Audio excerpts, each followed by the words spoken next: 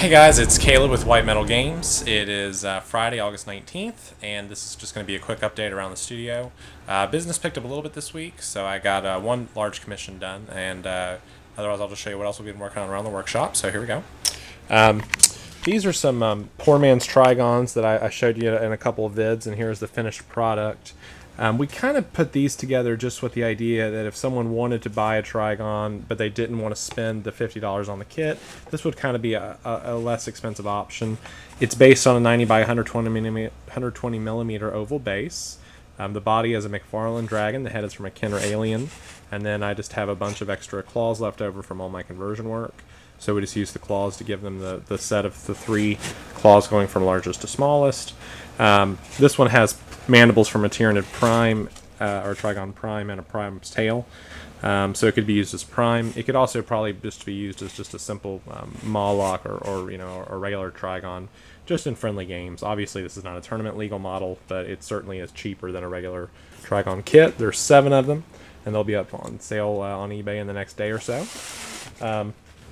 This is a Hydra that my assistant's been working on.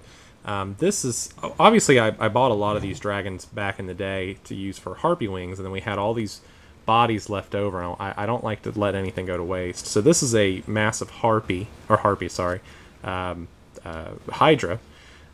it's the basic McFarlane Dragon here, the water dragon, and then we just have all these extra heads, so we started adding these on, and as you can see we've sculpted it up to sort of blend them back together. This particular one has 3 heads, and you see we taper it here on the back. Sort of give it a scale pattern again to sort of blend it. So once it's painted up, it'll look fine. So that's that, and that's also going to be for sale. We're going to do duplicates of these, and we'll probably sell this on a 130 millimeter rack and base, which works very well for a gargantuan creature in D&D. So if you wanted to use this in D&D, you would just go to a monster builder site like D20 PFSRD, and just type in Hydra and then have the monster builder, you know, put it up to like extremely giant or something like that to make it gargantuan, and that'd give you probably about a CR, you know, 12, 15 creature depending on what kind of Hydra variant you want to use. We're going to do a couple more of those. Those will be for sale on eBay. These are some Sisters of Battle models. Obviously their codex is coming back out soon in the White Dwarf. A friend of mine had me paint up some of these for him. This is a very basic paint job. It was about $3 a figure, so we just, you know, went with something very, very simple.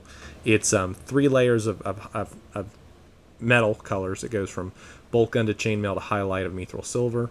The metal on the bolter casing is actually red steel from Reaper, and then the white is 2 layers of white. It's a bone white topped off by a heavy overbrush of skull white, and then a flesh tone on the face and a simple glaze on the armor and the hair.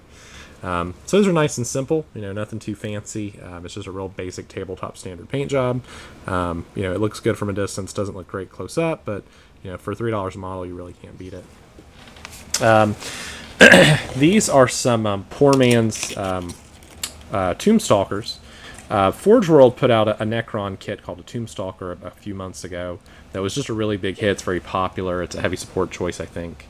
And it's just sort of a large, massive metallic centipede. I have a lot of these extra Mawloc tails left over from my conversion work, so I saw this on Bell of Lost Souls. Someone had done one of these up, and I thought it was a really neat idea, so I've been copying them, modifying them quite a bit. But so the basic kit is just a Mawloc or Trygon tail, and then you just use a bunch of these Hormigant talons, and you just sort of cut those off and weld those on. The head is from a Star Wars model. The arms are from Necron Gauss flayers from the basic kit, and then the tail, this is actually a Prime tail. Now the Forge World model uses a tail that looks more like a thruster or an engine, but being that this is designed to be a poor man's version, I try to use stuff around the workshop, so this kind of looks more like a metallic coil of some sort. Once painted up, I think it'll be a nice little sort of poor man's conversion. These also come with the 90 by 120 millimeter round base. These are laser cut MDF bases, so they're the right size. You can see he fits right up on top of there. And obviously the Gauss blasters don't have their green rods in them, but these will come with green rods. So if you want to buy these will be up on eBay for probably about $35. The only other thing I've really been working on this week is I finished up this Tyrannofex conversion, and he's all done up. So this guy, the client wanted something fairly extensive. So the primary model here is a Tyrannid Trygon. He wanted the tail to be really, really long, so I had a couple extra tail pieces from other conversions, so I extended the basic tail here by adding in 2 more of the tail sections, the upper tail sections. So the green stuff shows you where the joints have been green stuffed together. And then it wraps around to the regular tail here and then extends up. So this is actually about 3 times the size of a normal Trygon tail. He wanted it wrapped around a column for support, so it's kind of wrapped around over here. He also wanted some sort of Aquila on it if I could, so I made a copy cast of an Aquila that I had from a while back. And then these are wedding cake pillars is what they're from. The blue is a little aquarium gravel I used to just create the illusion that the columns had been shattered, so that'll paint up well.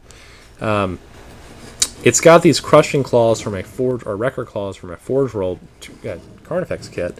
Now these things, the 2 ball joints here are designed to go in a Tyrannofex, which is much smaller. It's about 30% smaller on the joint socket, so I had to extend them. So what I did was I took 2 arms from a venom cannon that I used for other stuff, and these are just the 2 upper arm pieces from one. So I just extended them out that way with gray stuff until they meshed up to make them a lot longer. The girth of the claw is pretty good, so I think the size of it is appropriate. I think that I just needed to extend the arms. Because this is sort of a crazy mashup, I decided to go with a Trygon head, but to mix it up a little bit. So it's got the Moloch top pieces and side pieces and a regular Trygon mouth, just to sort of distinguish it from a normal Trygon or anything else. The cannon here is a combination. It's the back piece there is the top part of the tail of another Moloch. And then the 3 cannons are a venom cannon that's been fused together with green stuff and plastic weld. The arms have been fused together as well. So it's got these double arm joints everywhere. 2 arms, 2 arms, 2 hoses feeding into it, which we've melded together to make it cohesive. And then he wanted a couple Marines on it too. So we have 1 Marine here in the claw being sort of wrestled to death, about to be flayed or crushed. And then we've got the one here on the base. Because it's so close, I wanted it to look like the guy at least had a reasonable chance. So he's got a power fist, and he's got a little communication device. I forget what those are called. Anyway, to look like maybe he's pinpoint the position where this thing come up and is now assaulting it. So it's kind of a mini diorama. This, I think the client wanted something very, very extensive. It certainly is. The cannon's a little close to the ground, but being that it's such a large model and there are so many things to work with, it really was quite an endeavor. But it doesn't touch the ground. You'll notice that it does have a slight gap there. So anyway, it's going to look really sharp on the table. I think the client's going to be really pleased, and this is something that we could do for another client. Obviously, this sort of model is very expensive. This one ran the client about $160. And that's just because there's so many different bits that have to be mashed up for it. But if you're looking for a centerpiece for your army, this is a good way to go. So if you're just tuning into this, my name's Caleb. I'm a conversion artist for hire. I have a small company called White Metal Games, and we do converting mostly, but we also do painting, and we do consignment services. If you have some old stuff that you're looking to get rid of, then you can send it to me, and then what I do is I sell it for you on eBay. Because I have a high seller rating, it's cheaper for me to list it than it is for you, so you save pennies on the dollar. And then I take a percentage of your sale, but then I actually handle all the shipping and everything else. I've had 3 armies consigned through me so far. All of the clients have been very pleased. If you're interested in consignment or conversion work or painting, just contact me at caleb@whitemetalgames.com. I know the economy is a little rough right now, so we don't take all your money at first. If you want to do something like a big model like the Tyrannofex there, we break it down into payments for you to try to make it manageable, try to break up your spending so that way you don't have to go broke every time. So in this case, we did 50/50s. That way he spent 50 up front and 50% on the back. And that's it, So I'm always eager to talk with the client and to speak with you. And if you have any questions, just give me a holler at caleb@whitemetalgames.com. Until next time, happy wargaming and have a good week. Bye-bye.